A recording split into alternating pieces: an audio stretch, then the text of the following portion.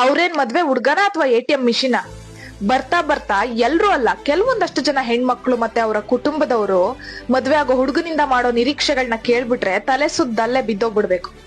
ಹುಡುಗಂಗೆ ಒಳ್ಳೆ ಗುಣ ಇದ್ಯಾ, ಕ್ಯಾರೆಕ್ಟರ್ ಇದ್ಯಾ, ನಮ್ ಗೌರವನ ಕಾಪಾಡ್ತಾನೆ, ಇದ್ಯಾವ್ದು ಬೇಕಿಲ್ಲ.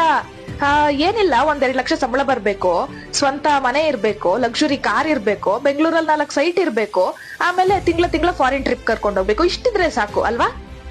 ಹುಡ್ಗ ಅಂಬಾನಿ ತರ ಶ್ರೀಮಂತ ಆಗಿರ್ಬೇಕು, ರಾಮನ್ ತರ ಲಾಯಲ್ ಆಗಿರ್ಬೇಕು, ಶಾರುಖ್ ಖಾನ್ ತರ ರೊಮ್ಯಾಂಟಿಕ್ ಆಗಿರ್ಬೇಕು, ನೀವ್ ಹೇಳಿದ ಮಾತೆಲ್ಲನೂ ಆಳ್ತರ ಕೇಳ್ಬೇಕು.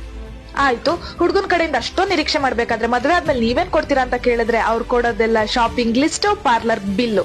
ಇಷ್ಟೊಂದ್ ಯಾಕೆ ಖರ್ಚು ಮಾಡ್ತಿ ಅಂತ ಕ್ವಶನ್ ಮಾಡ್ಬಿಟ್ರೆ, ನಮ್ಮಪ್ಪ ಹಂಗ್ ಸಾಕಿದ್ರು ಹಿಂಗ್ ಸಾಕಿದ್ರು, ನನ್ನ ಹಂಗ್ ನೋಡ್ಕೊಂಡ್ರು ಹಿಂಗ್ ನೋಡ್ಕೊಂಡ್ರು ಅನ್ನೋದಿದ್ರೆ ಅಪ್ಪನ್ ಮನೇಲೆ ಇರ್ಬೇಕಿತ್ತು. ಮದ್ವೆ ಆಗಿ ಆ ಹುಡ್ಗನ್ ಜೀವನ ಹಾಳು ಮಾಡ್ತಿರೋದ್ ಯಾಕೆ?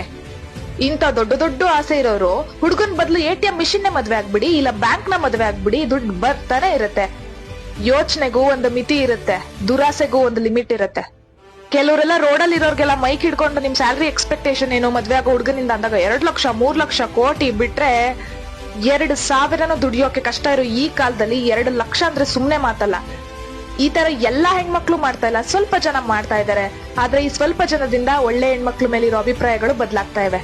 ನಿಮಗ್ ಯಾವ್ದೋ ಪಿತ್ರಾರ್ಜಿತ ಆಸ್ತಿ ಬಂದಿದ್ರೆ ಅಥವಾ ನೀವು ತುಂಬಾ ದುಡ್ಡು ಮಾಡಿದ್ರೆ ಎಲ್ಲಾರ ಮನೇಲೂ ಹಂಗೆ ಇರುತ್ತೆ ಅಂತಲ್ಲ, ಕಷ್ಟನೂ ಇರುತ್ತೆ.